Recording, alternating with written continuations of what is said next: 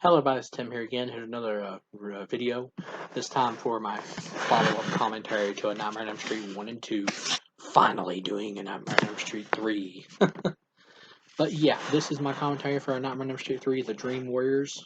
Now, this is probably the best standard sequel of the series. Not counting New Nightmare, which is actually personally my second favorite. But if you guys want to link up with this commentary, feel free to do so, and I will count down with 1, 2, 3, press and play now. All right, here we go, baby. Got the New Line logo coming up. I miss the New Line cinema. Now that they've been absorbed by Warner Brothers, it doesn't feel the same. I miss like old school New Line cinema. Sleep, those little slices of death, how I loathe them. Edgar Allan Poe.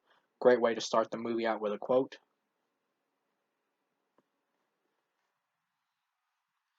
Oh yeah, this is a great. Let's spit it out. This is a great sequel. On Nightmare on Elm Street 2, it was a misstep. I hate that movie. I like the film for what it is, which is pretty much a gay metaphor possession movie. But I don't like it that much as a Freddy Krueger sequel. As a sequel to the original masterpiece of Nightmare on Elm Street, it's only like okay or all right. Um, this one though, as this is the true direct sequel to that first movie. Is what I'm trying to say. That second one is a misstep. Like I said though, if you accept it for what it is, like a movie on its own as what it is, for what they were really trying to do with it, it is a good film in my opinion. It's just not a good like a Nightmare on Elm Street sequel. But if you want to hear my thoughts on that one, that commentary's out. But I do enjoy that one for as a standalone movie. It's pretty much what the director of that one wanted it to be. I also love the opening of this with the paper mache. Like if you go back and watch a lot of old horror films, I know most seasoned horror fans like know this already, but if you watch a lot of classic horror films, you'll see a lot of big time actors or more well known actors got their start in horror films, which is really cool. It's just a shame though that once they get taken off and all that, that they really kind of forget about the genre and don't want anything to do with it. Most of them, not all of them, but most of them. And in other ones like Jamie Lee Curtis kind of go back and forth, where they want to do some horror, but then want to leave it and then eventually go back to it. Which I'm fine with people wanting to do other stuff. That's cool. But I hate when people just like want people to forget they start what they started out from. That's I don't like that. I love this paper mache Elm Street house that Patricia Arquette makes in the opening here. I always wanted to try to see if I could build this sucker too out of popsicle sticks, but I don't think I'm talented enough to pull this off. I'm sure someone has though. Executive producers Wes Craven. It's great that they brought Craven back. The spirit of Craven's script draft is in this movie, in the final script, but they did change a lot of stuff to make the movie more fun. Craven's version was more like hardcore horror, um, which still would have been really interesting to see. If they ever do reboot a Nightmare on Elm Street successfully and start back over and eventually get to a Dream Warriors type film, I would love it if they reused Craven's original script. That would be awesome. In Craven's original script, Freddy was much more like vulgar. He was more of like an upgraded version or an enhanced version of what he was in that first film. In Craven's first one, he was more an extreme version of that. He was much more vulgar. He would say stuff like "I'll shit on your corpse" and stuff, which is pretty funny. That original script though did have some good ideas in it that ultimately were not used for this final version.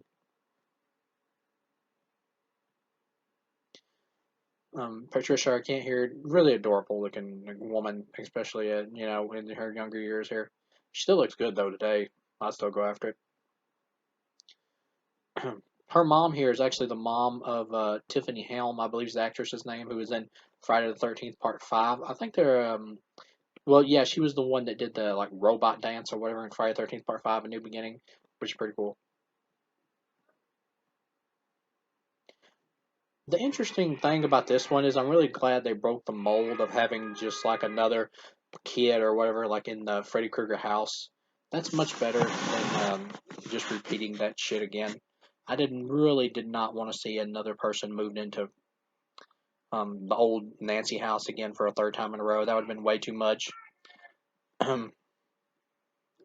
Also love the tradition of how each A Nightmare on Elm Street movie opens up with a nightmare. That's really cool.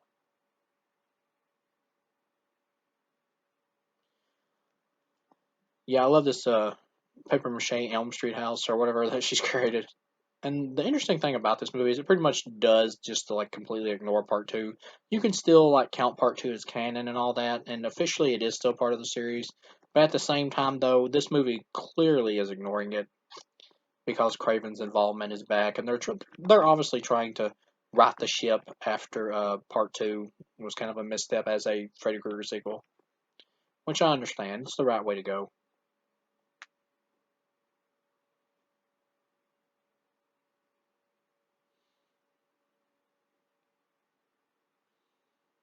You got the kids jumping rope back. Always a bad sign in these movies.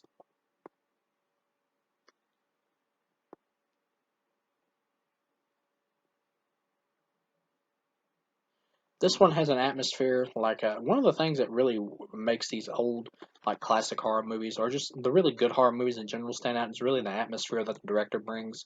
Wes Craven brought a great horror, like intense atmosphere, grimy, gritty atmosphere to that original film. This film right here comes close to that. Freddy himself, though, overall in this movie is not quite as scary as he was in those first two films.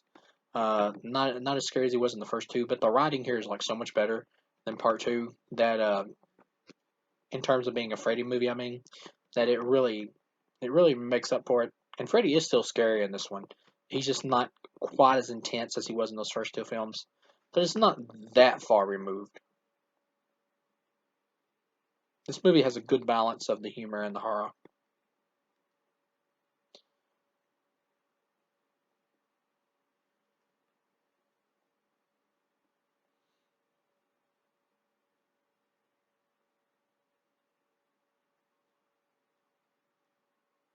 But yeah, Chuck Russell does a great atmosphere for this movie. And Chuck Russell's a really good director. Most of his films I really enjoy. He did a really like shitty one though that was like some kind of satanic religious thriller or something. That was really bad. Christina Ricci, I think, had a small part in it. Kim Basinger, I believe, was in the movie. It's about like this devil cult hunting after a child or whatever. It's pretty awful. I forgot what the name was off the top of my head. But The Mask, Eraser, the Blob remake, those are all great. Really good director. He deserved to get to do more. I know he's got a new film coming out, I believe, this year with John Travolta and Bruce Willis. Bruce Willis hasn't made a good movie in a long time, so it'll be interesting to see if he can get Bruce Willis to actually try. Yeah, I love the atmosphere here. Freddy's home. That's a great line.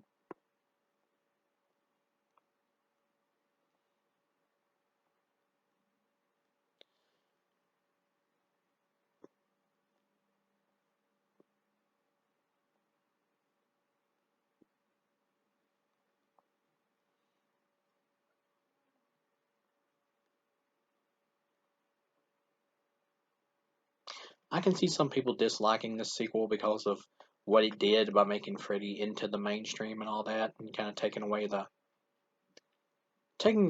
some of the grit and grime of the character from the first movie. I can see some people resenting this one a little bit because of that. But at the time this film was made, they had no idea that it was really going to do that. And this was the correct approach after part two.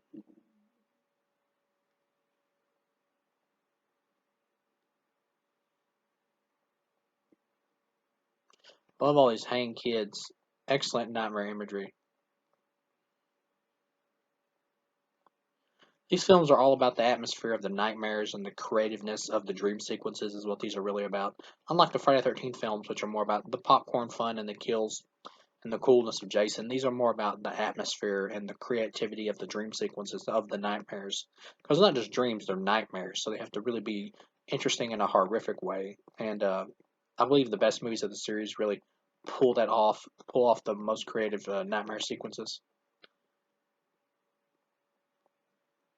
or at least the most intense atmospheric ones. I love the fake out though. Of she thinks she's awake, but she isn't. You can kind of see it coming. At the same time, though, I really enjoy how they do it. Really creative here with the faucets and stuff coming to life with Freddy Krueger's claws coming out of them. Also like how it's made to look like a suicide attempt with her like making it look like she slit her wrists with a razor. That's the interesting thing is Freddy's able to like manipulate stuff from the dream world with your body in the real world to make it look like you've tried to commit suicide or that you died from a suicide even when you actually didn't in the dream world. He has some control like over your body once he physically gets a hold of you, which is very interesting. We got Lawrence Fishburne here. And Craig Wasson, who was in the Brian, I believe it was the Brian De Palma film Body Double. That may have been who did that one. I'm not for sure. I believe it was Body Double, but yeah, that one was. So that's an interesting movie. That's one I'd like to see again. But Craig Wasson, I believe he was actually a higher profile actor for this series. He was a big get for this movie, which is really, I believe, is why he doesn't come back for any of the sequels. They couldn't get him back because he's a more higher profile actor. So that's interesting. If they ever did do like an Nightmare on Elm Street animated series or something, like a traditional animated series that was like a hardcore R or something, it would be really awesome if they were able to get back some of the old actors who were in some of the movies, but maybe never had a return or never had their arcs finished off or stories finished off. It would be cool if they got Craig Watson back and stuff like that.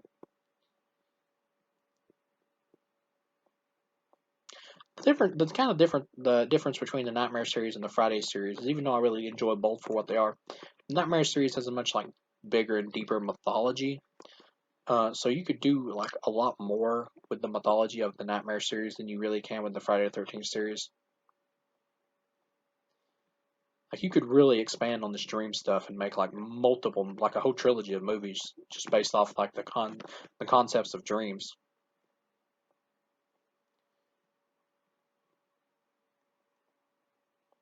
Of course, we got the Doctor Sims character here, who just is more of the realist of the two doctors here between her and Doctor Neil Gordon. But she never really seems to listen to the kids whatsoever. Anytime they say anything, like she just ignores it, and it's just like I know best. So that's what makes her character an asshole. Patricia Arquette having a freak out, yeah, makes sense. Of course, we got a grand entrance coming up here.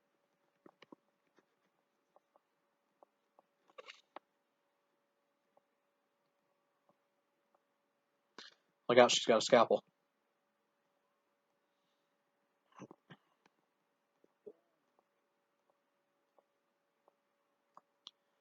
I've heard some people like wonder what happened to the characters at the end of A Nightmare on Elm Street 2 because that movie kind of just ends on a cliffhanger with them being attacked in the dream world again.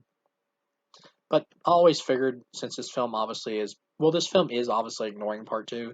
But if you do want to connect them, I always just figured Freddy just killed everybody that was in the second film up until this one.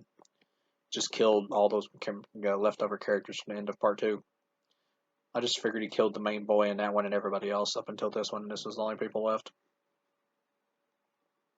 Because as we find out in this movie, these are the last of the Elm Street children.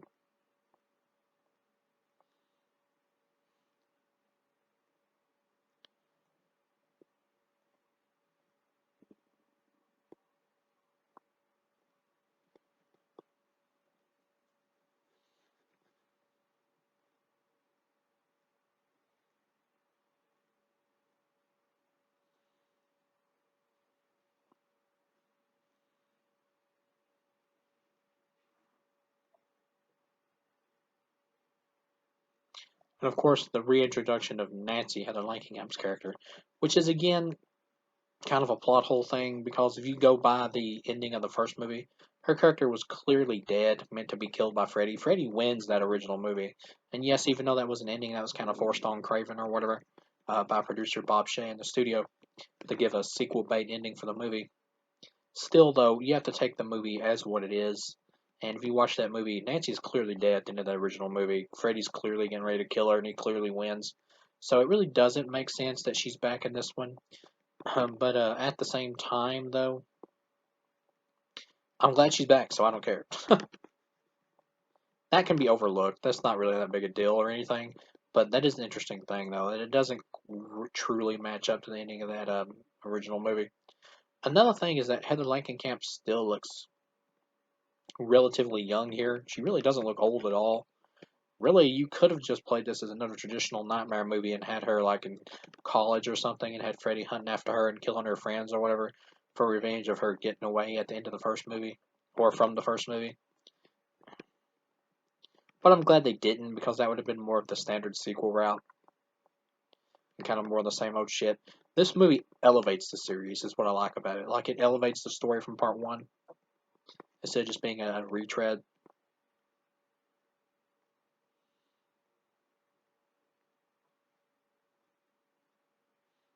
This movie has a good atmosphere.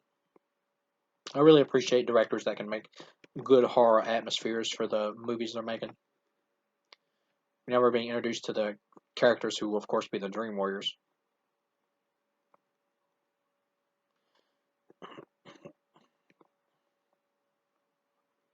Got the character Philip, who likes to make puppets.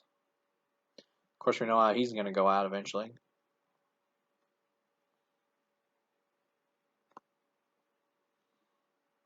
This is the movie that really started the whole idea of Freddy using like the characters' fears and interests against them, like turning on them. This is the movie that really kicked that off, and pretty much after this one is that's what they do for the whole rest of the series. Sorry about that cough. I love the Kincaid character here, though. How he just mouths off all the time. He's pretty freaking funny. Ken Sagos as Kincaid is one of the best characters of the series.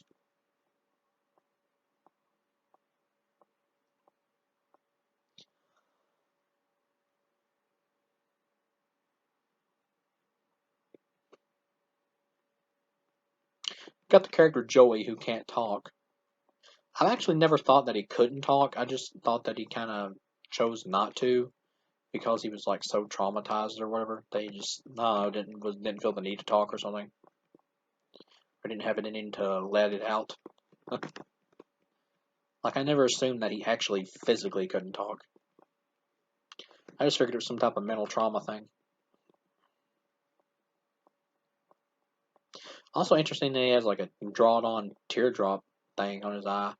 That's usually like a gang symbol thing of like how many people you killed by how many teardrop tattoos you got. So that's kind of weird.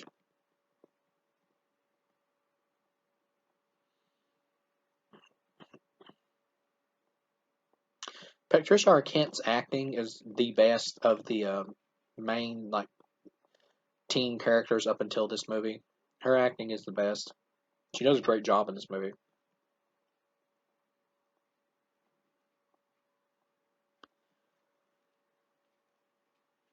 Heather Langenkamp's Nancy, she's not as good as in this one as she was in the first one. In that original film, she does a good job. In this one, she's fine. She does good, but she's much more of a background character, so she's really not as interesting here. It's not that she's bad. It's just that she's more of just like the dream coach or whatever.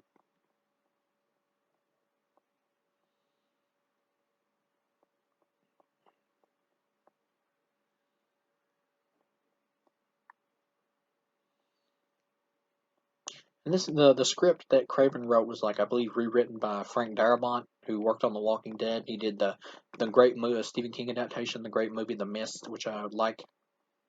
He also did I believe, he did Shawshank Redemption, right? I'm pretty sure he did. I know he did The Green Mile.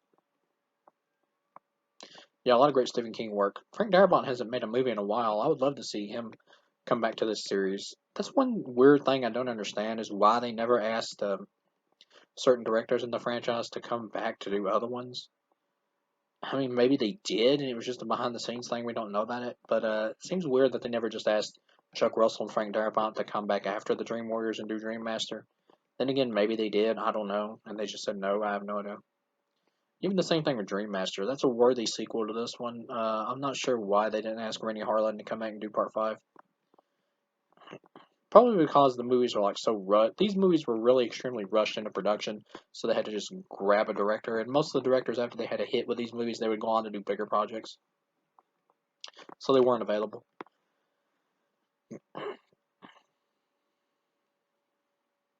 Damn, Kristen is a great drawer, because she just drew a great picture of the Elm Street house.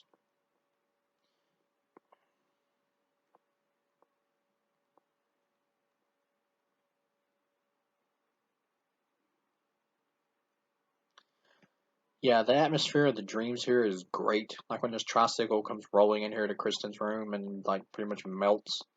Just perfect idea. And of course, it's the whole symbolism of the fact that Freddy is a child killer.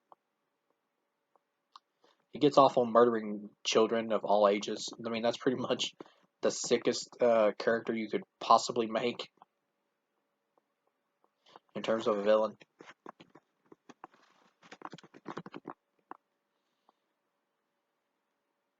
And add on the fact he has supernatural powers. I mean, damn.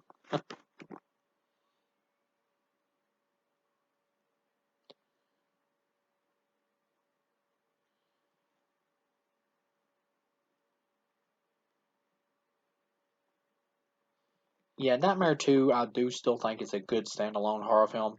Just not a good sequel to that original Nightmare. This one, though, is obviously the true sequel to that first Nightmare on Elm Street movie.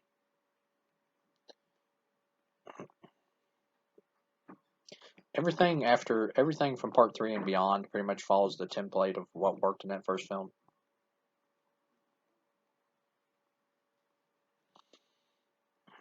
Of course, here we got like a barking pig.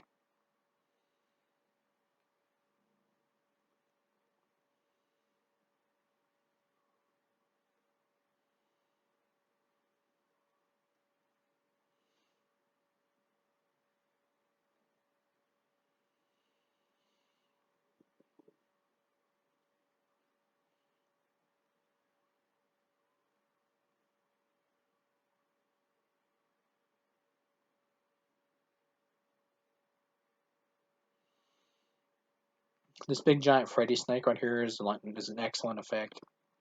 I love the look of it and the animation of it. Practical effects look so much better and hold up so much better than CGI. Even practical effects that really aren't that good, like or really dated ones, still a lot of those hold up better than even modern CGI because they just feel real. Like CGI just really does not look very good. The only time CGI really works is when it's mixed in with practical, like Cameron did in Terminator 2. He made it work. More directors should study Terminator 2 if they want to know how to make CGI work, to be honest. And that's why that CGI in that one still holds up. That's some of the best CGI I've ever seen in Terminator 2. I love the how uh, Kristen can pull people into her dreams. Excellent expansion on the dream themes of that first film that Craven came up with. And of course, she pulls in Nancy because that was the person she's been bonding with so far.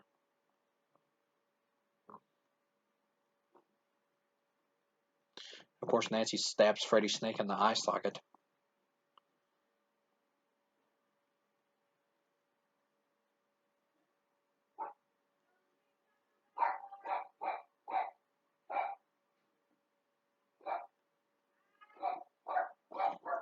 Yeah, I love the action here.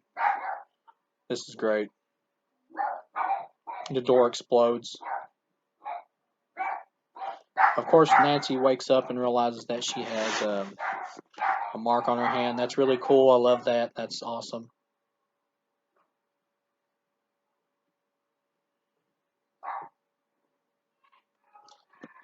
Yeah, this is such a terrific movie.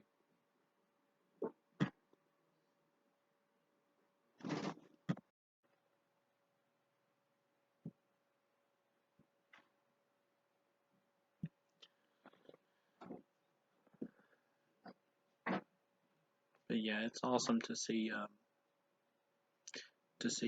Patricia Arquette, and I believe this was her first movie role.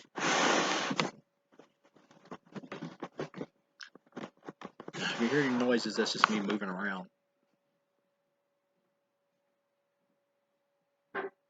Yeah, it's awesome to see Patricia Arquette in her first movie role. I always wish Heather Langenkamp would have gotten more to do as an actress. Like, it is true she's not an amazing actress, but she does a great job as a horror actress. Um, her best performance though is in New Nightmare of the three films that she was in. If they ever do decide to do a new Robert Englund installment or whatever of this franchise, Even at Robert's age, he could probably still do one more of these, but not in a continuing franchise. It would make more sense to reboot at this point. But if they ever did decide to do a new one with Robert Englund, it would be awesome if they were able to bring in Heather Langenkamp as Nancy, but it would have to take place within the continuity of the film series and not like New Nightmare. So she would have to be like a spirit, since of course she dies at the end of this one. And it'd be cool if they could bring in like Lisa Wilcox as well, um, back into the movie. That would be awesome as well. Having Lisa Wilcox and Nancy, or having Alice and Nancy team up from the franchise, the two biggest heroes would be the most epic in Nightmare on Elm Street movie. Having those two team up against Freddy would be great.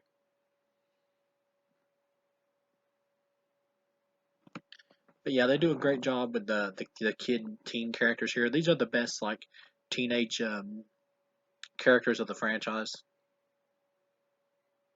or at least the most likable. So I guess that does make them the best. The character Taryn, who's like a drug addict who ends up getting like her leather outfit powers and the switchblade. She's really cool. I will say she gets killed off too early because she's kind of one of the more likable ones of the group. It would have been nice if she survived a little bit longer or had at least a little bit longer of a fight with Freddy. But I also understand that some of it is, of course, budget because these are lower budget movies, and so they have to be made in a certain way to accommodate those budgets, which is the same way it is for all films. But still, though, this film does look great.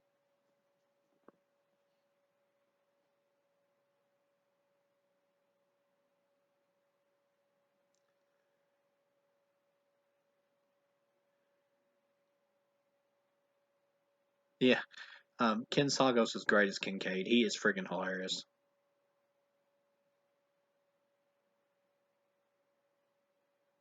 Weston Hills, which comes back in Freddy vs. Jason.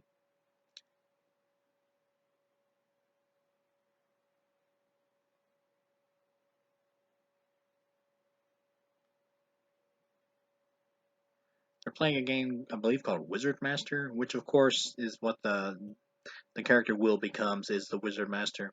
That's his dream power, which is awesome. But well, it is a little corny, but at the same time, though, it's great in context of the movie and him being a kid.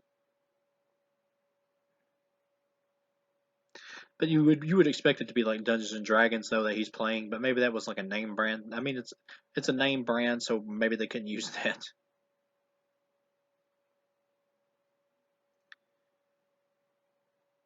I think I'm not sure what other movies Lawrence Fishburne was in at this time.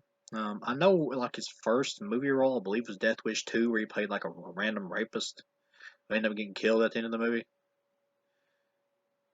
But I'm not sure what else he was in before this. I think at this point he was still just kind of a little character actor. He wasn't like the big time actor that he ended up becoming.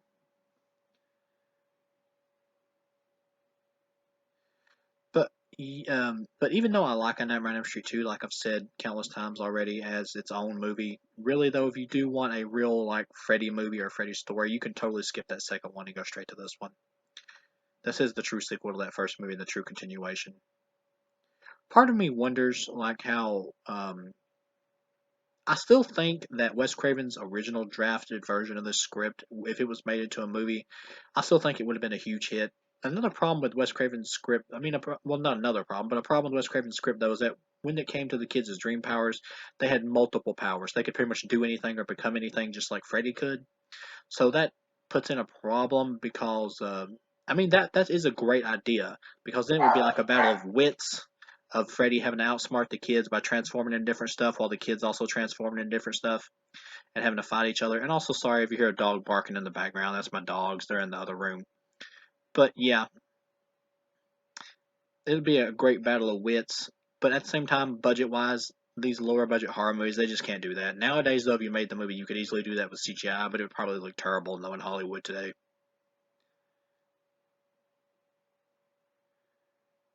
Very interesting relationship that happens here with the Nancy character and the Dr. Neil character. It's obvious that they're building up some type of like connection between the two that probably would blossom into a romance if the Freddy wasn't involved or whatever.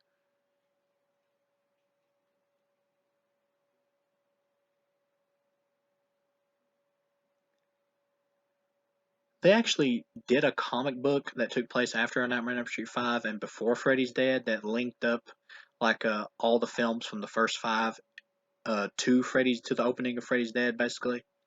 And I believe one of the parts of the comic it explained what happened to Nancy in between like part one and this one, which is pretty cool. I think it was like her college years or something, and one of her friends was killed by Freddy, I believe. And one of the issues, it's been so long since I've read the Nightmares on Elm Street comics that take place after 5 and before 6. But Wes Craven had a lot of great ideas for this series that really could have made really interesting movies. He kept wanting to like push the dream elements even further to really explore the dream world with these films. That's really where he got into the. That's really what he saw the character as, is like the exploration of dreams and stuff, or the stories of the movies. I mean, I love this Freddy Krueger puppet death here, where he's the slices the strings. He's the puppet is turned into Freddy, and he turns the actual Will character into a puppet. That's an amazing death scene. Later on in the series, though, the whole idea of him using like their fears and likes against them, that becomes like basically all the characters are, is just like characters of stuff. And that by that point though, they should have just went back to Freddy just like stalking and stabbing people in creative dream sequences instead of using their fears and stuff against them. Because there's only so many like character quirks you can give, or you can give characters, like a fan of skateboarding or whatever. Yeah, Freddy turning. Well, not his character's not Will, it's Philip. But Freddy turning Philip into a puppet is really cool. Walking him like a marionette puppet. Of course, he makes it look like a suicide. That's one thing I really like in these.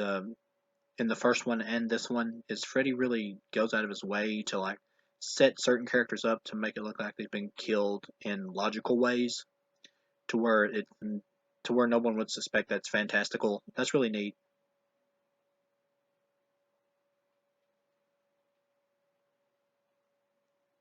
Great special effect with him just like ghosting through the door or the locked doors. I have these films in the complete DVD box set, which is actually better than the Blu-ray box set because it has like the Nightmare Series Encyclopedia, which is an awesome like special features disc with a lot of cool stuff on it, and even like a Freddy Krueger maze you can navigate through. And I still have the VHS box set of these movies that was also released. I kept them; they're in perfect shape.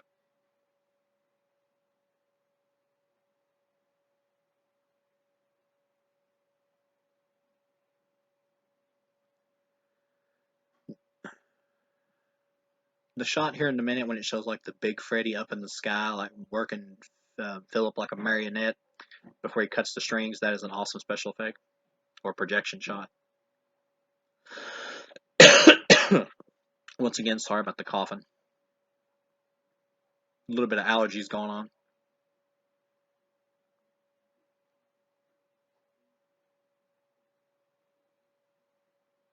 Yeah, here comes the shot. Right here in a minute.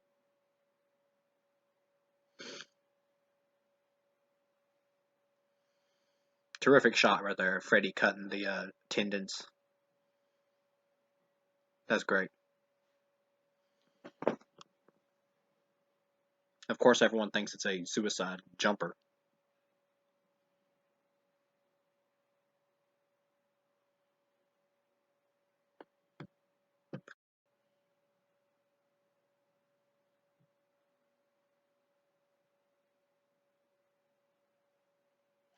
This next death scene coming up with the TV is probably the most iconic death scene of the movie, though. Definitely for the "Welcome to Primetime, Bitch" one-liner.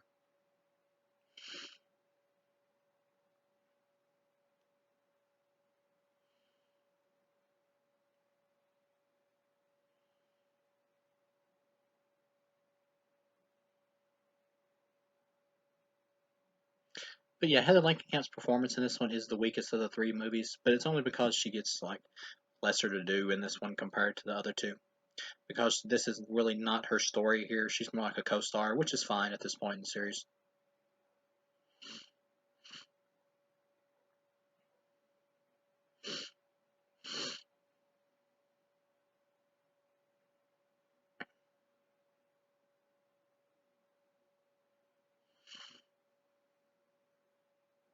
I love Ken Sagos' Kincaid freak out right here.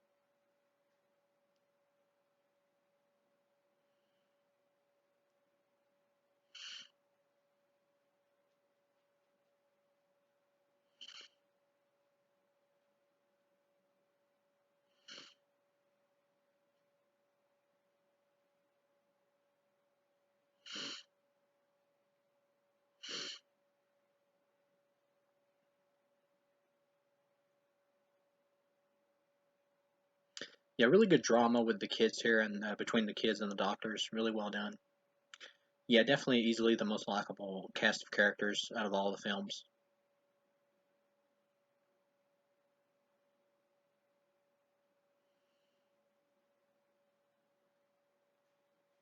Heather's performance in this one is a little stilted, where she's trying to play older than what she actually is. At least it feels like she's trying to play older than what she actually is.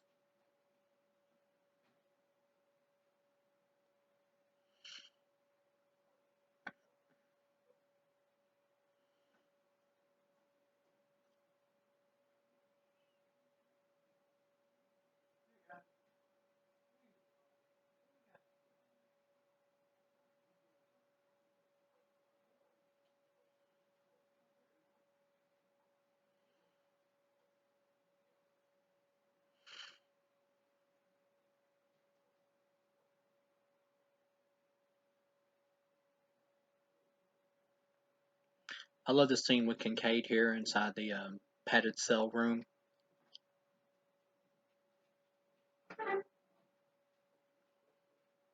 Of course, they call it the quiet room in the movie, which is pretty much the shut the f up room.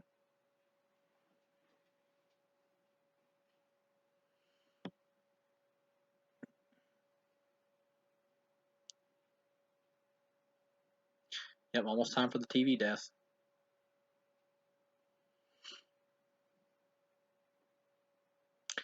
Part of me wonders though if the character Jennifer had lived, the one who likes TV, like what would her dream power have been?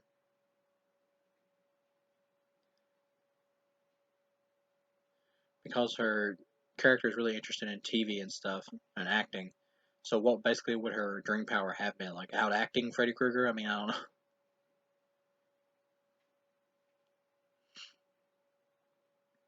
This is a great character moment though with the Lawrence Fishburne character.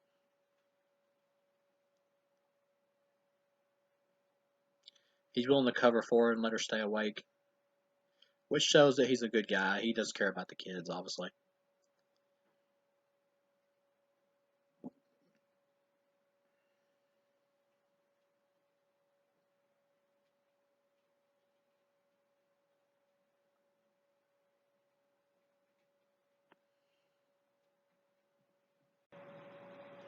Of course, we got the asshole character here who's trying to sleep with the teenager, Taryn.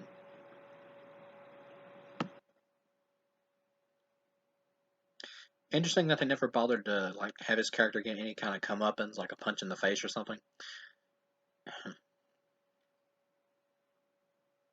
course, he can't be killed by Freddy because Freddy has no interest in adult characters.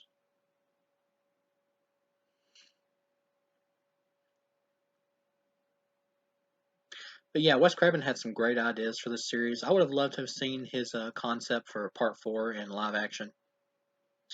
He wanted for Part Four. He had an idea for like time travel through dreams, taking it in more of a sci-fi direction. I would have loved to have seen what Wes Craven could have done with that.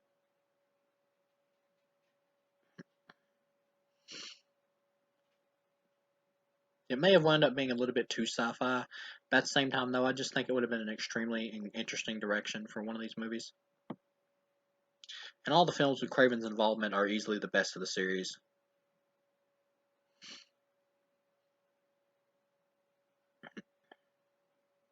Also, I like how she's having to burn herself with cigarettes to stay awake. That's a great idea.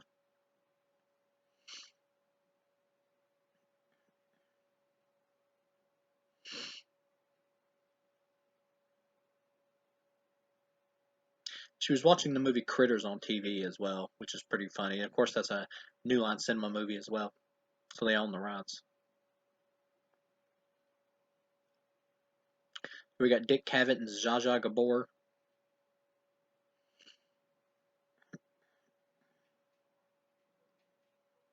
This was definitely the movie where Freddy's full-fledged character personality was developed. That stayed with the rest of the series.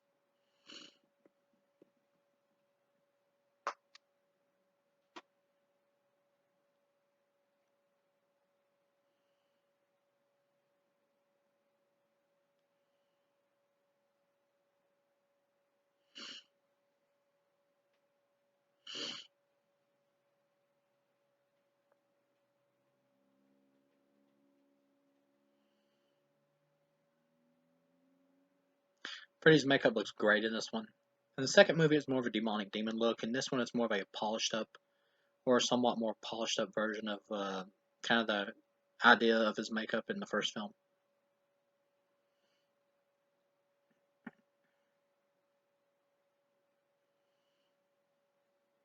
Fantastic death scene right here.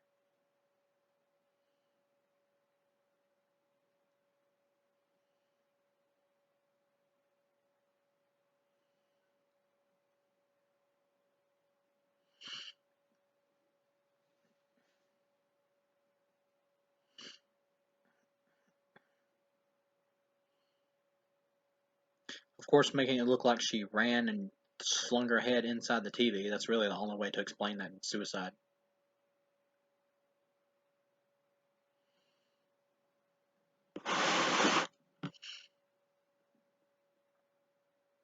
Freddy's mother is a ghost nun, which we weren't supposed to know about yet. Or we weren't supposed to know that it's her yet. Right now, it's just kind of a random, mysterious nun.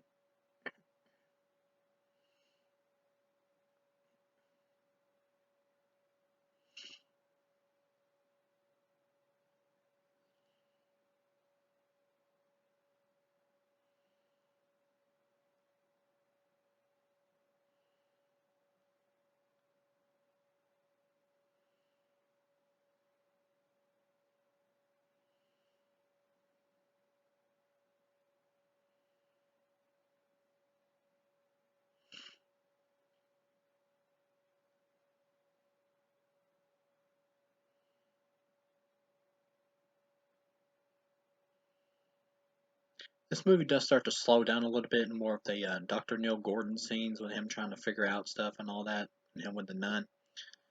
It's not quite as smoothly paced, I don't think, as that original film.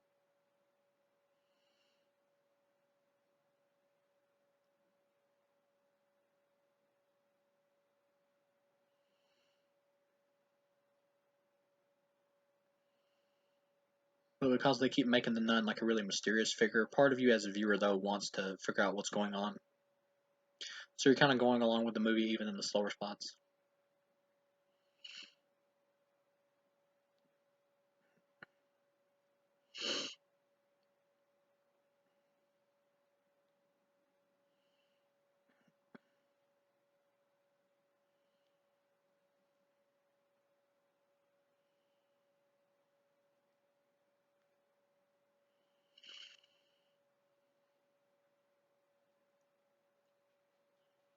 Of course, you got the Malaysian Dream Doll here, which was also in Batman Forever.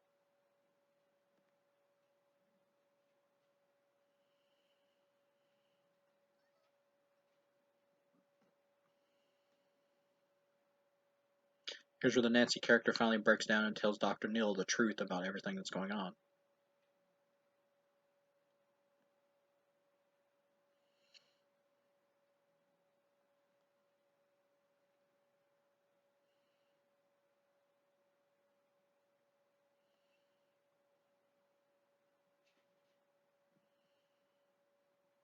I will say this, the Dr. Neil Gordon character probably could have been completely written out of this movie and could have just been replaced with the Nancy character with her helping the kids and trying to help the kids learn about stuff. You really, I mean, you actually, if you break it down, you really could have rewritten this movie to where Craig Watson's character wasn't even in this movie. Even though I do think the actor does a good job, he's really not really needed for this movie. You don't really need two lead adult characters. And I think it would have probably half strengthened the Nancy character and role in the film if she was the one teaching and helping the kids the entire time.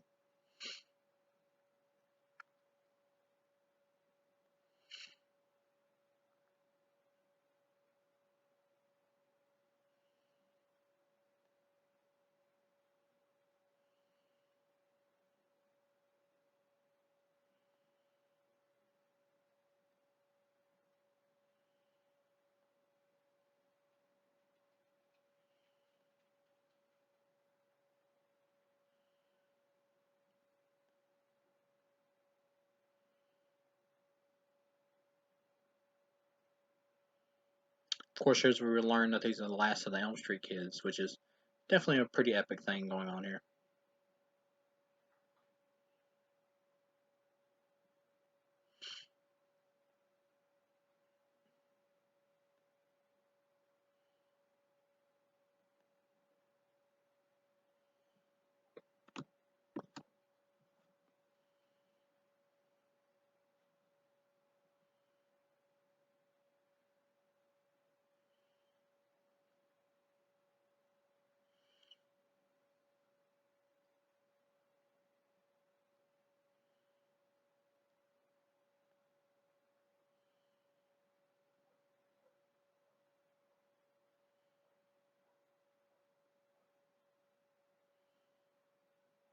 Another thing I wish this movie would have done, even though I know it's another budget thing, it would have been awesome if they would have had like Freddy taking on the entire group of the kids at once, with them all using their dream powers against him or their special dream powers.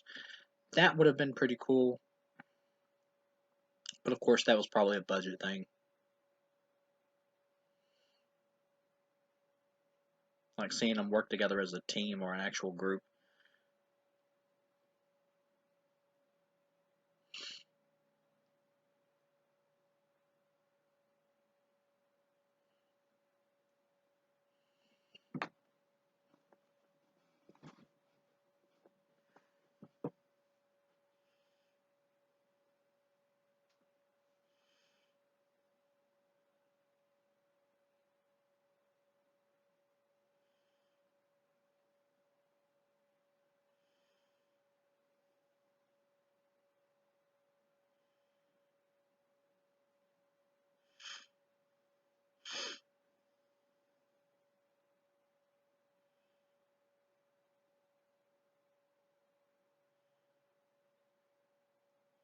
I always like to try to watch this pendulum thing within during this scene right here to see if it actually puts me to sleep. I wonder if anybody actually ever has fell asleep watching this scene of the movie right here and watching the pendulum.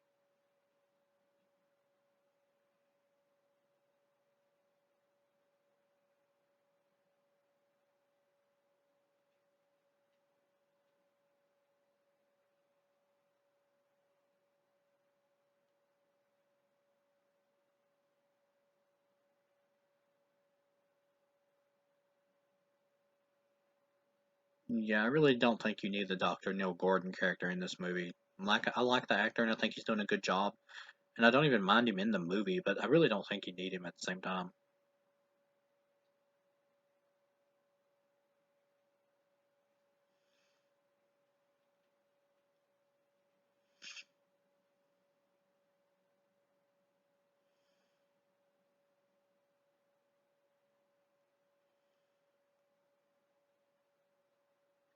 Of course, here comes the super hot naked nurse scene.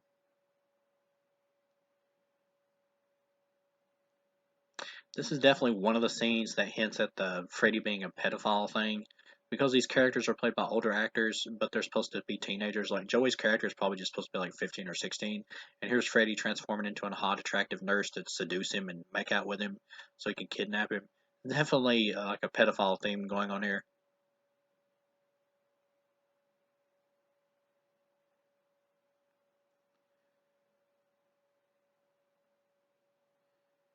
Good optical effects with the floating balls, a little dated, but good effect nonetheless for when this movie came out. And still holds up good today. I love that the character Will can walk in the dreams when he's crippled in real life. Or in the real world, not in real life, but in the real world in the context of the movie. It is a little corny though that he transforms that little ball into like a butterfly or whatever. That is a little corny.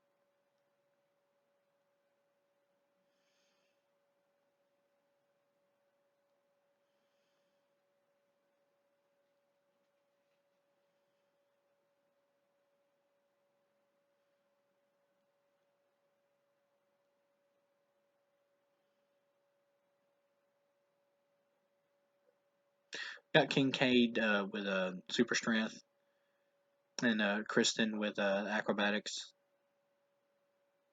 Turns into a punk chick, which definitely feels like something a kid would do.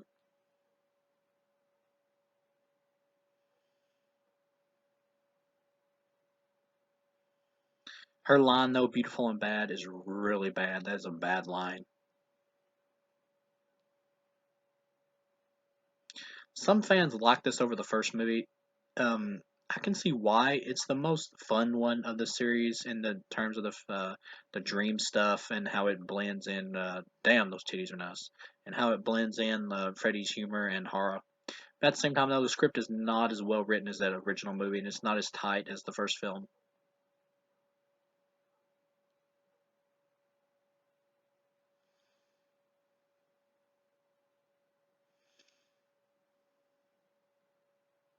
Yeah, this chick playing the nurse is hot as hell.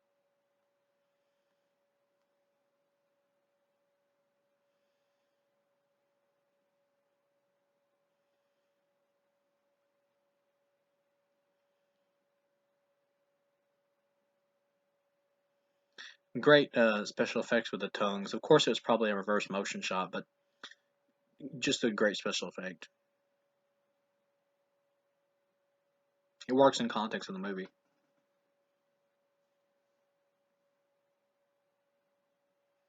Freddy Krueger's makeup looks good, but I kind of prefer the more demonic look of the last movie over this one.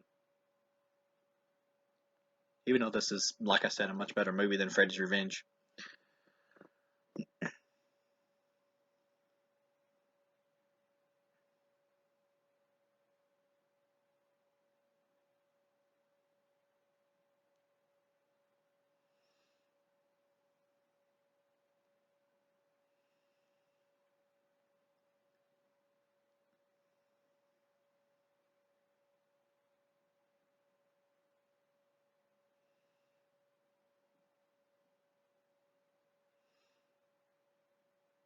Freddy almost takes them everyone out right here. Of course, they haven't really had time to learn their dream powers and study them and learn how to use them to their full potential.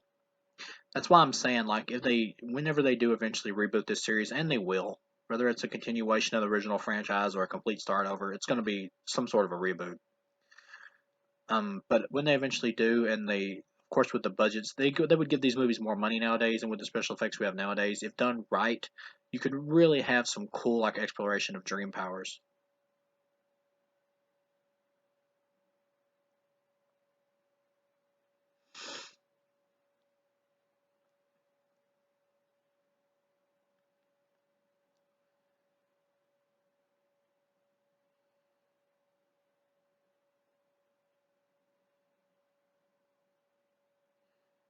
But yeah, for the budget they do have on this movie, great effects.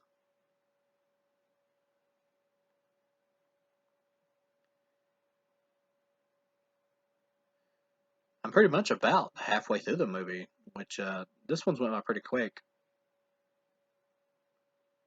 I think I've said that about the last two as well. Like all these like classic horror movies really do fly by pretty fast.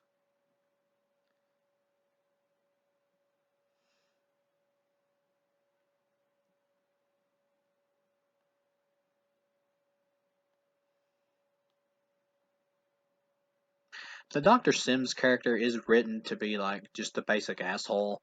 I would like a little bit more exploration of her character. She is written a little bit on the nose to be pretty much an asshole.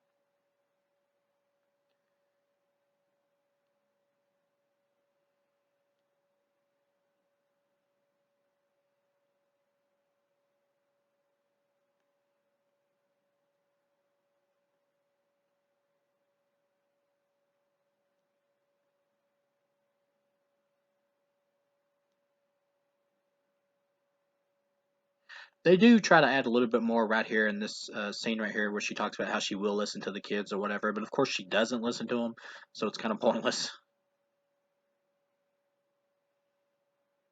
And of course, that's the whole metaphor of the thing. The parents don't want to believe anything the kids have to say because they're kids, so they don't take them serious. And that's the fact that their parents won't help them or do anything to really help their kids is what normally causes the children's downfall in these movies because they really have no help whatsoever. But at the same time, that's kind of the way you got to do it in the context of these movies, because you want the kids to triumph over the evil themselves. If they just had the adults do it for them, it wouldn't be as impactful from a character standpoint.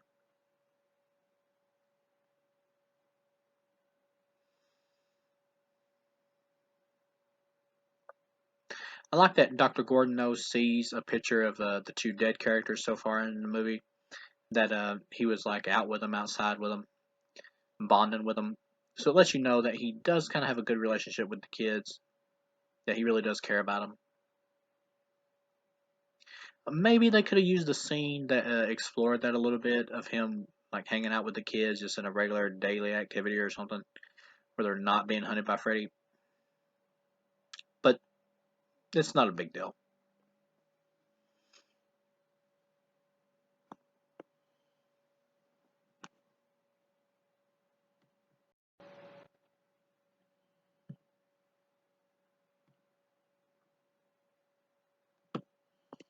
Of course, here's where we get Freddy's backstory.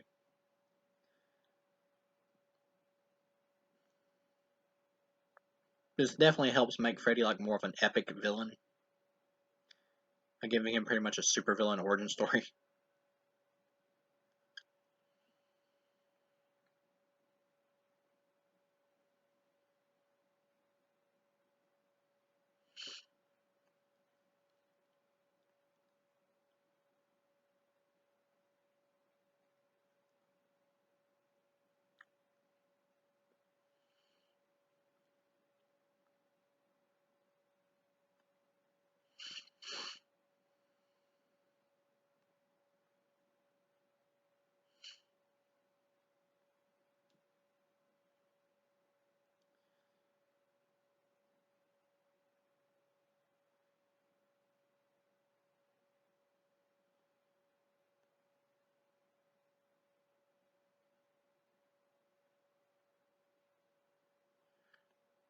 I think most people, though, probably after this scene right here, though, did know that she was Freddy Krueger's like ghost of his dead mother. I think most people probably figured that out after this sequence, or at least had that thought.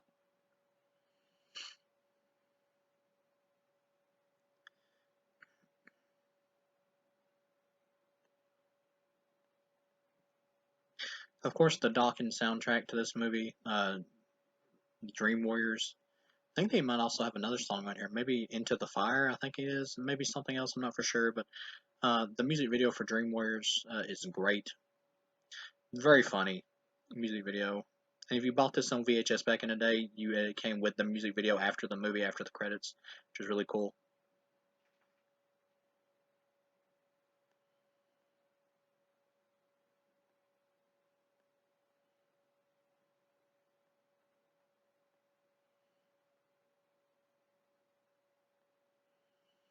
Of course, the backstory thing for Freddy is more of like a comic bookish type thing of him being the son of 100 maniacs and all that. But at the same time, I really think it works in the context of this movie, and it's the right approach to go with. By the time you get to a third one, you have to like raise the stakes and all that. So it really makes Freddy more of an epic villain. It does make him pretty much the star of the franchise by making him such an epic like comic book type villain. But at the same time, it works really well in the context of this movie. And this is the direction the franchise needed to go at this point if they wanted to keep making them.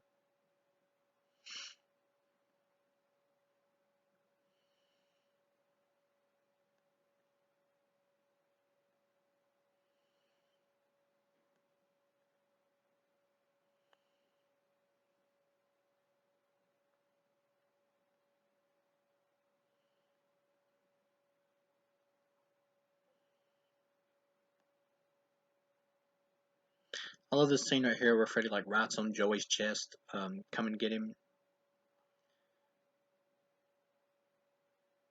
Makes you wonder, is Freddy like actually physically like writing on Joey's chest in the dream world, which is pretty funny.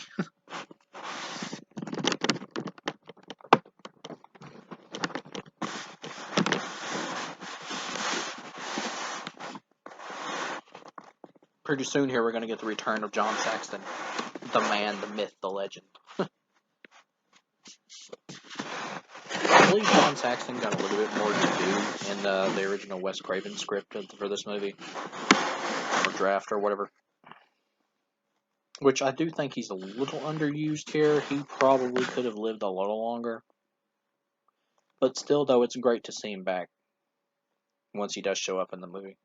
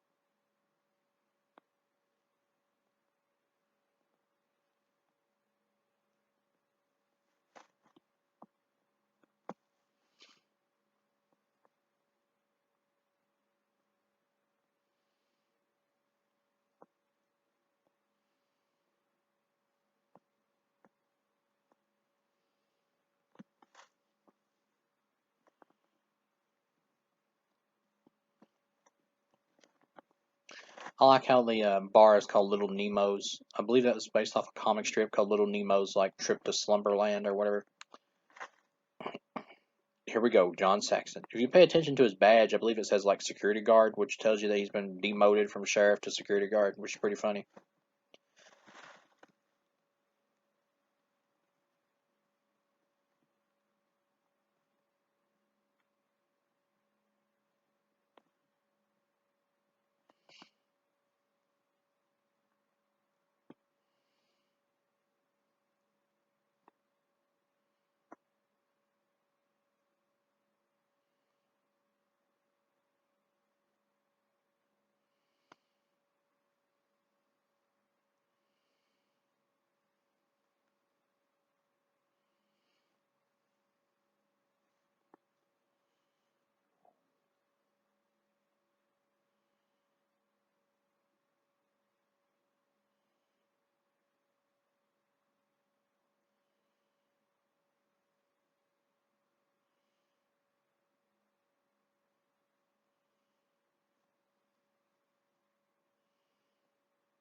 Of course, I like that John Saxon's character is like a drunken asshole on here, which is pretty funny. In the one of the scripts for Part 5, they actually had an idea, or one of the drafts, I mean, for Part 5, they actually had an idea to bring in a brother character, I believe, of John Saxon's character. That would have been kind of cool. I wouldn't have minded that, and would have helped tie the series back to the original by that point, when it was starting to feel more longer in the tooth.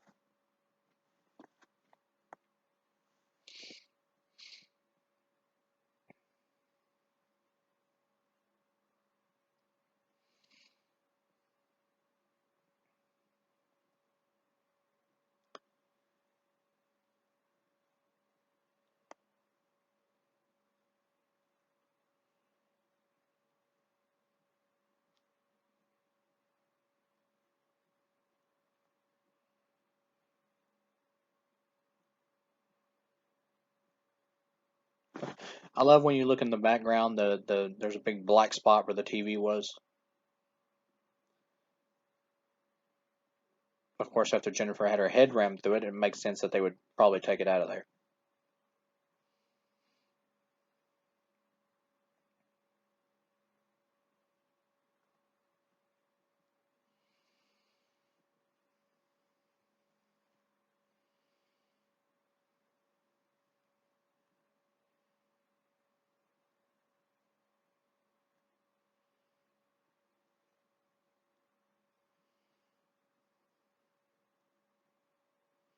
I like the fact that Dr. Neal's character does care about Nancy, though, and does want to help the kids. It makes him really likable, even though I still don't really think he's totally needed for this movie.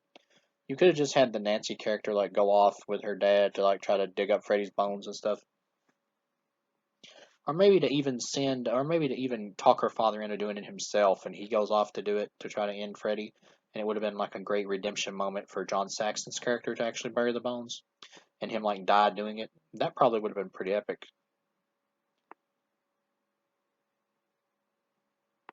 Yeah, I actually think that would have played better.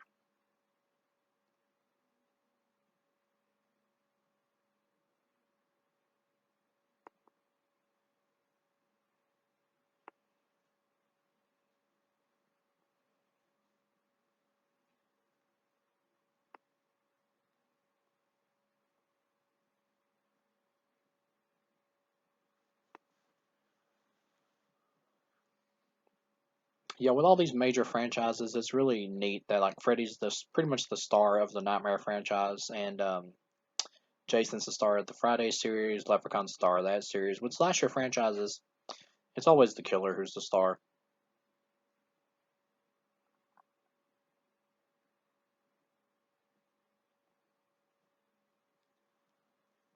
I love this sequence here where this is pretty like Craig Watson. He does do a good job in this film.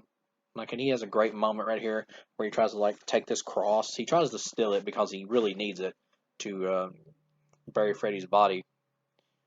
But the priest shows up and he's like, "Here, take my driver's license. I'll be back. You can keep this in exchange for the cross." That's pretty funny.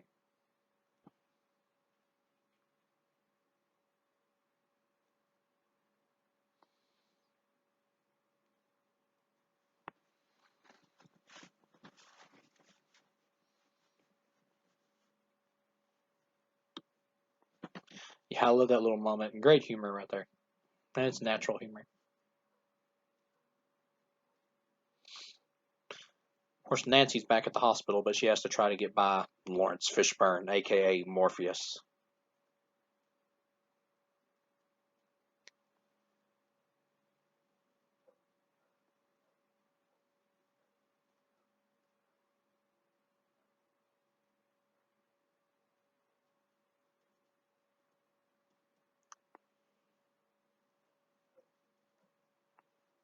Yeah, Heather looks a little too young to be playing like such an adult character here. But at the same time, though, even though her acting's a little stilted, I think she does a good job overall in this movie.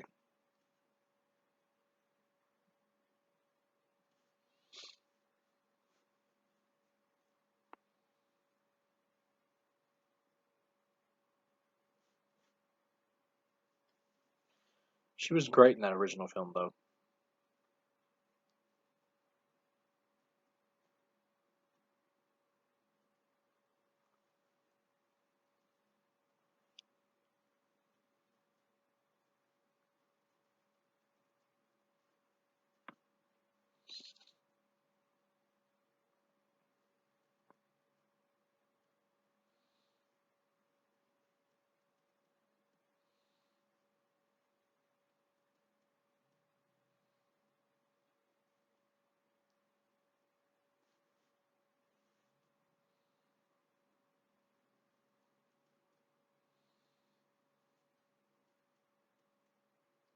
I love the idea, though, that they buried Freddy's bones in a junkyard. That's pretty funny.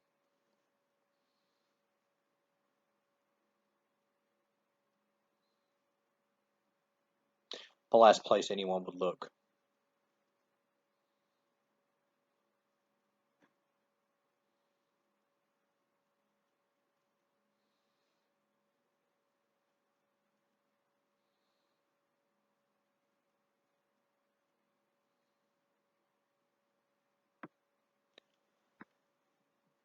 After I'm done with this commentary, in my next video, I might go ahead and go straight into doing a commentary for Nightmare on Elm Street 4.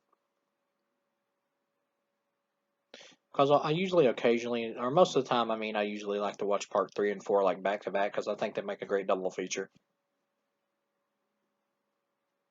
3, 4, and 5, of course, are really the dream trilogy of the group.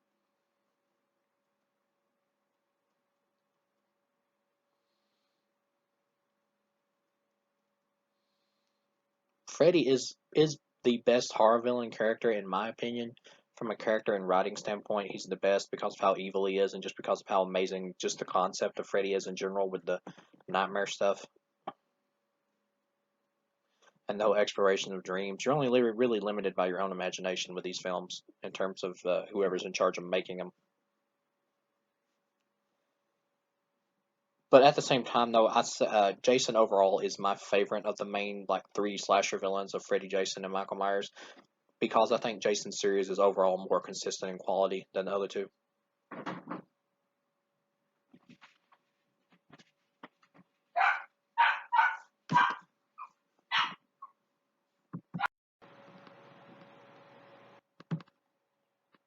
Of course, we're gearing up for the final showdown here. Everybody's falling asleep. We got the big climax coming up.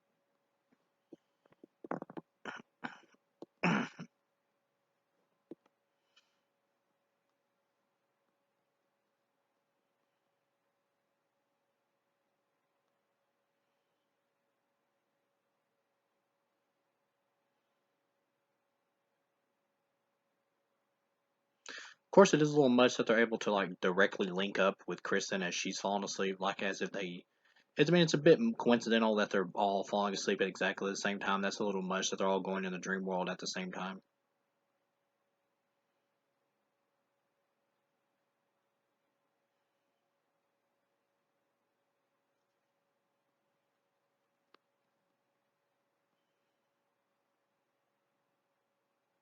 It also kind of defeats the purpose too, because the movie makes it seem like Kristen has to bring the other characters into their dreams in order for them to have shared dreams, even though dreams were already kind of crossing over in the first movie when Nancy was in the dream world and she was able to see Rod in his like section of the dream world as well inside the jail cell.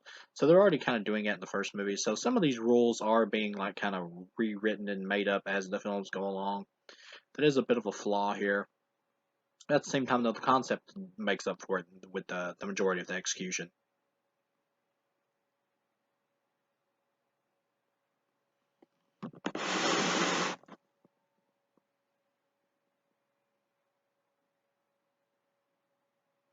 I love this dream fake out right here though, where they try to make Kristen think that or Freddy tries to make Kristen think that the whole movie was a dream.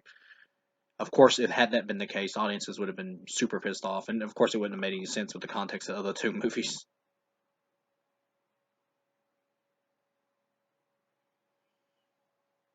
But great idea though, playing with the audience psychologically.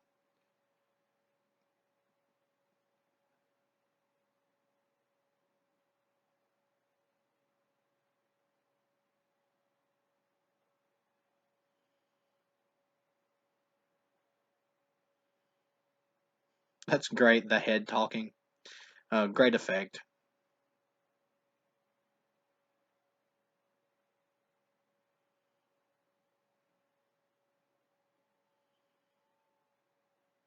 Yeah, awesome movie. Really fun, just really fun. The script is not quite as tight as that original film, but it's just a whole lot of fun because the concepts here are so grand.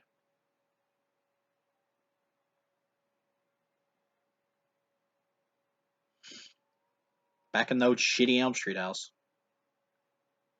Pretty funny they like never tear that house down in the context of this series. I believe in one of the unused drafts for part five, they actually were going to like take down the Elm Street house and replace it with like a shopping mall or something. In one of the unused drafts, it's pretty funny that that idea like never came into any of these films. Even by Freddy's Dead, the damn house is still sitting up there. Hell, by Freddy versus Jason, the house is still there.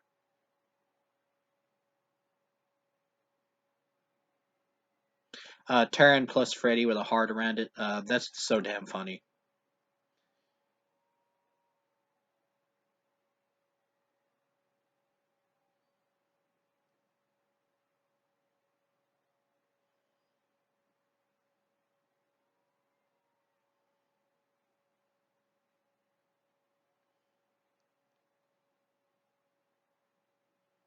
Oh, this fake out here. You think like the old bum walking by is gonna like transform into Freddy or whatever, but she then turns around and gets a jump scare. It's really well done.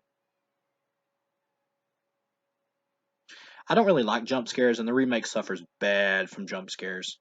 But when they're well timed, they do work. It's just when movies overuse them is when it becomes a problem. Like if you scatter them throughout a film and throw in like some really good other scares in between, then it will work.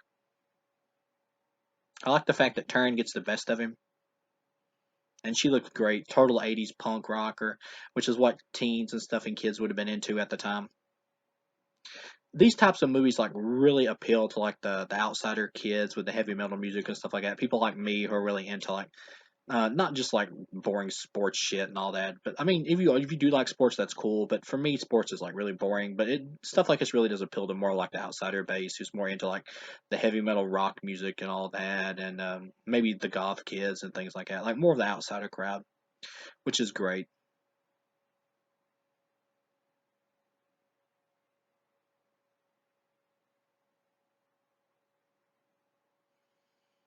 This movie's not really scary. It's still got some scariness to it, but it's more fun than it is scary.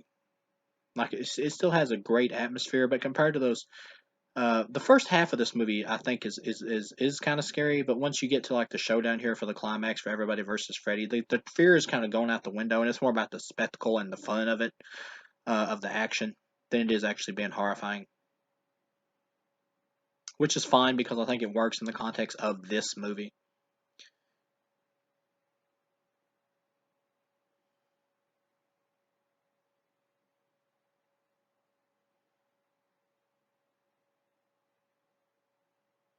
And yeah, this is the first one where Freddy really uses the character's like fears and likes against him and all that. Like he's using Will's chair here against him, which is pretty cool.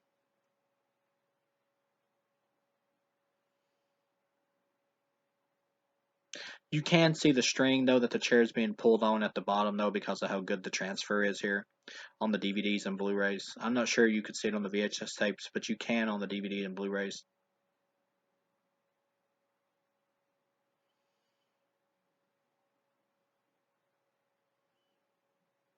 You can't see it though when it comes back the other direction.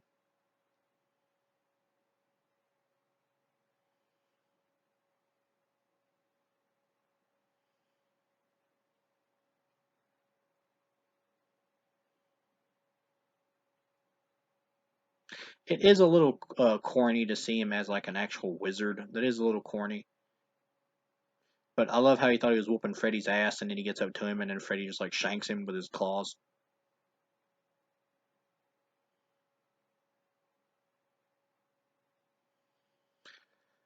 Uh, yeah, I would like to see the Dream Warriors do a little bit more, though. They do get killed off a little too fast. I would have liked to have seen a little bit more in terms of their battles with Freddy. It is a little too quick. That's why I'm saying this film is not quite as good as that original because it has more potential in the ideas it's doing, but they're not executed as much as they could be. Like even for the time that this movie came out with, I think you could have done, and for the budget they had, I think you could have done a little bit more with the Dream Warriors in terms of fighting Freddy, like with Will's magic powers and stuff. I think you could have done a little bit more with that.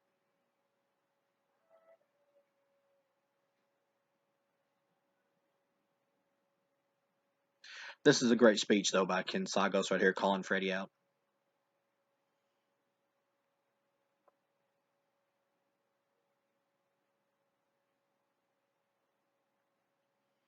I think Ken Sagos Kincaid is probably my favorite character of this movie. He's funny as hell, at least up until this point.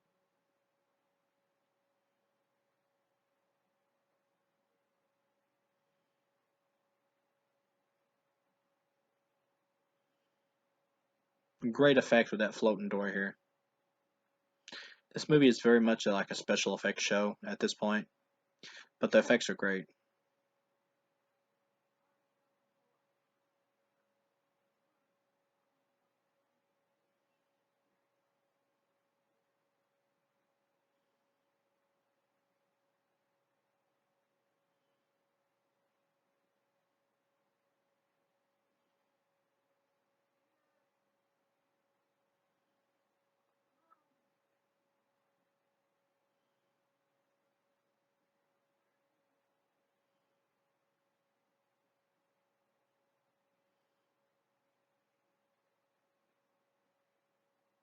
Yeah, the floating door effect looked great.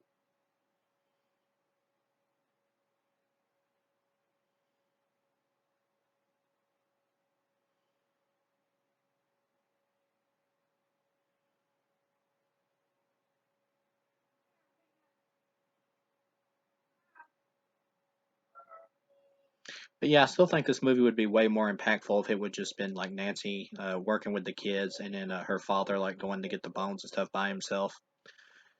I keep repeating this, but Craig Wasson he does a good job, but his character is just really not needed for this movie. He doesn't really add anything.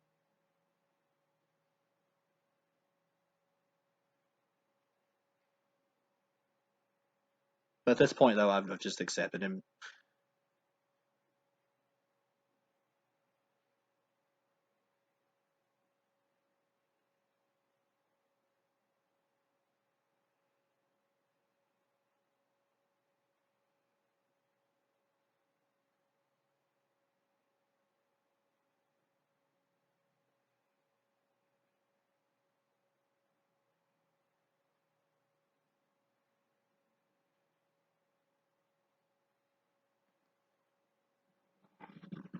I do like the fact that Dr. Neil is smart enough to like have the keys in his pocket to make sure John Saxon doesn't get away. Even though kind of he really doesn't need him. I mean, he could really dig a hole himself. There is a plot hole here though in the script because the nun mentions that he has to be buried in holy ground, which is pretty much like cemetery ground or church ground, I believe. Um, and they just bury him in the junkyard. That really doesn't make sense. At the same time, though, it's not that big a deal.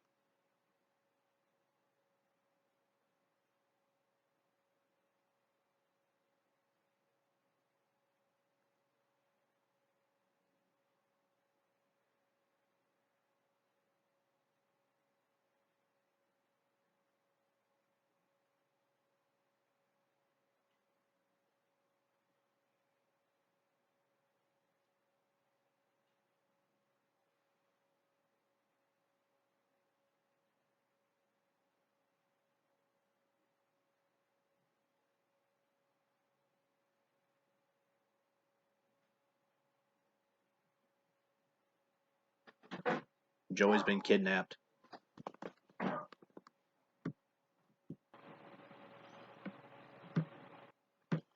Yeah, I like that Freddy has Joey hostage. That's pretty cool. Freddy taking a prisoner or a hostage, I guess, to lure the other Dream Warriors in there so he can take them all out before they have a chance to learn their dream abilities. It shows you that Freddy's smart. He knows they're a threat, especially if they learn how to use the dream abilities more.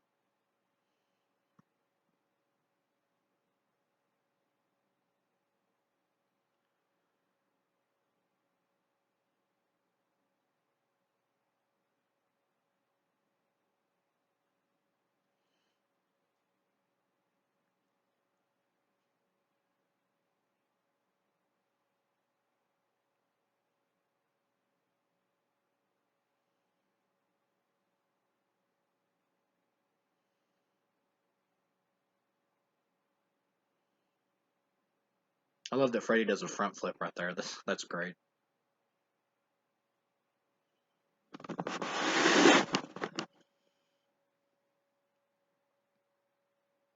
I like here that they're actually starting to like gang up on him, but because there's only like two Dream Warriors fighting though, Kristen and Kincaid though, it's not quite as epic as with all of them gang up on him. But Nancy does impale him though there with a big rod to the stomach. I like seeing the Dream Warriors work together, even though Nancy's technically not a Dream Warrior.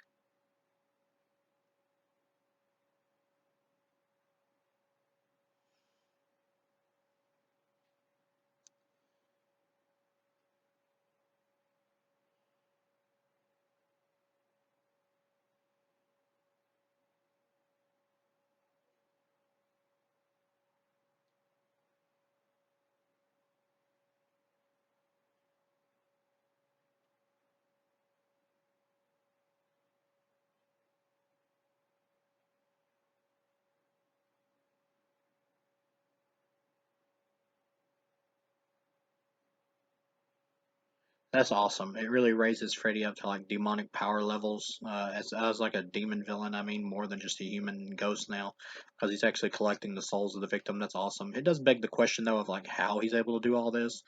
But at this point in the series, we haven't had the Dream Demon explanation, and that we get in part six. So at this point in the series, we're supposed to kind of assume that he's just a spirit that's trapped on Earth because his body wasn't buried. It's just operating by like ghost laws at this point. He's more of like a spirit or an evil specter at this point in the series. I do like this though, how Freddy can actually invade the real world. Like Freddy in the films has always had like a little bit of brief impact with reality. Like he can impact reality slightly, but he can't like manipulate like the surroundings and stuff like he can in the dream world. And he's you can destroy him in reality, unlike in the dream world. In the dream world, you can only like beat him if you have like special magical abilities. But I like him possessing his bones right here, though. This is kind of neat, and I like this old school effect. Some people might consider it dated, but I love these like old school practical effects. And I love Army of Darkness too, so a killer skeleton is fine with me. I love John Saxon's line, "Bury the effing thing." It's hilarious.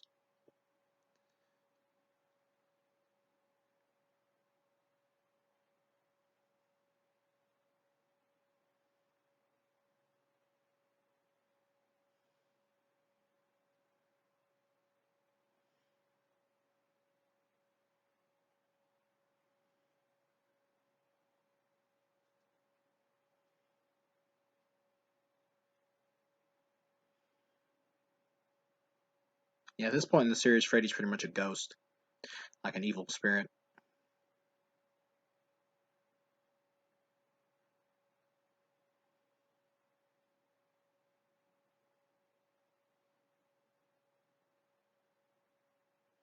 Yeah, I feel John Saxon's killed off a bit too quick. I would have liked to have seen maybe a little bit more in between his interaction with Freddy, because he is the one who actually burned him after all and killed him when he was alive. I would have liked to have seen a little bit more between those two. And Dr. Neil goes down like way too easy by just getting beat up by a skeleton with a shovel. It's a little bit silly.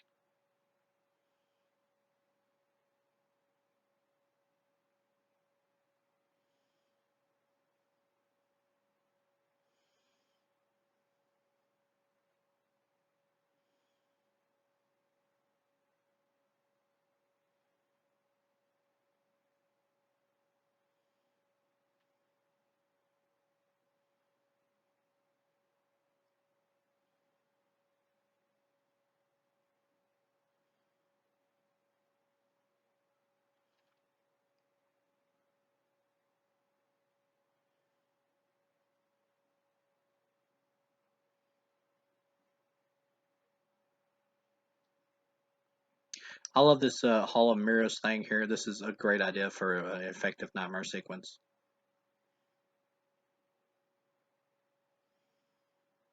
And it's also great that Joey unleashes his dream power finally, and it's super sound, of course, which makes sense with his character.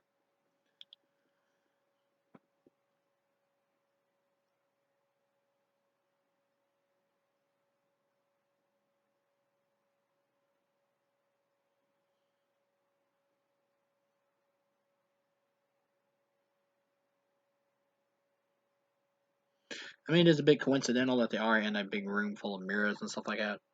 Um, so his power works here. But at the same time, you need him to be able to show off his ability. So it works. It's totally fine in context of the movie.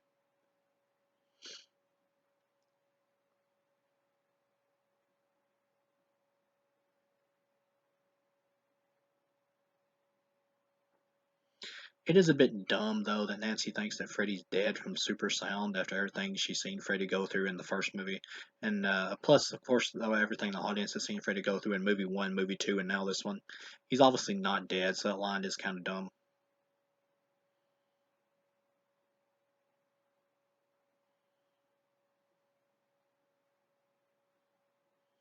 Freddy posing as John Saxon.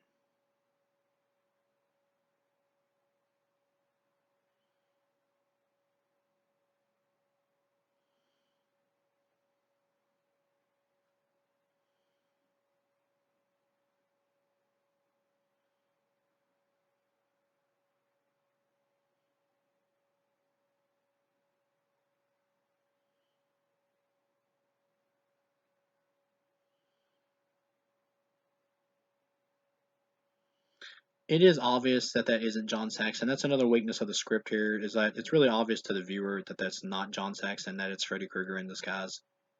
But I do like the fact that Freddy is able to kill Nancy. That's pretty good and a pretty good surprise for the movie. Is able to kill the one that got away in the first film.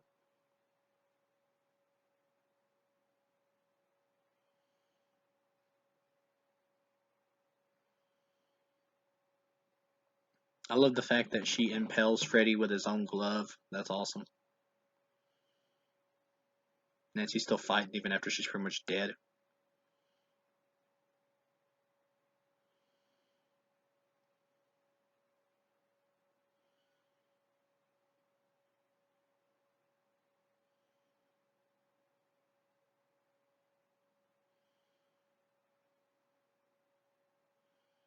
I do like the fact that they have an adult helping the kids out, but I think this would have been much stronger if it was John Saxon trying to save his daughter and he like died from his wounds that Freddy caused him or whatever. That would have been much more impactful film script wise and movie wise to me.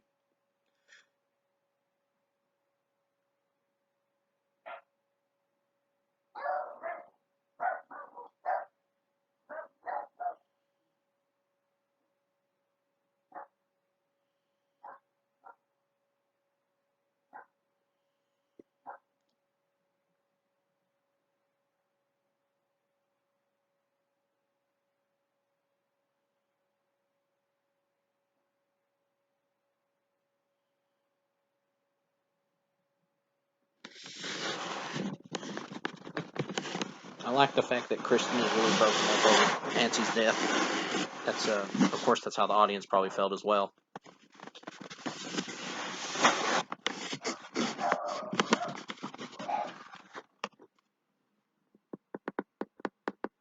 We're getting towards the end of the movie here. Almost ready to wrap it up.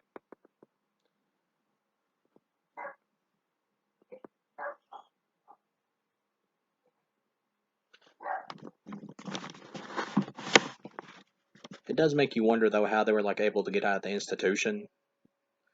But I guess once they started showing like no signs of trauma or anything or Freddy anymore, that they probably would have just been let free.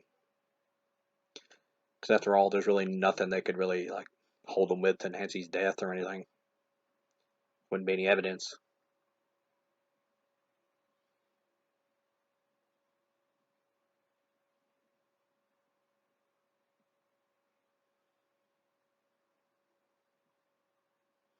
I do like that it reveals, even though the audience pretty much already knew that that was Freddy's mom. I do like the fact that it actually completely reveals it with her tombstone. It's kind of neat that Freddy's own mother is trying to destroy him.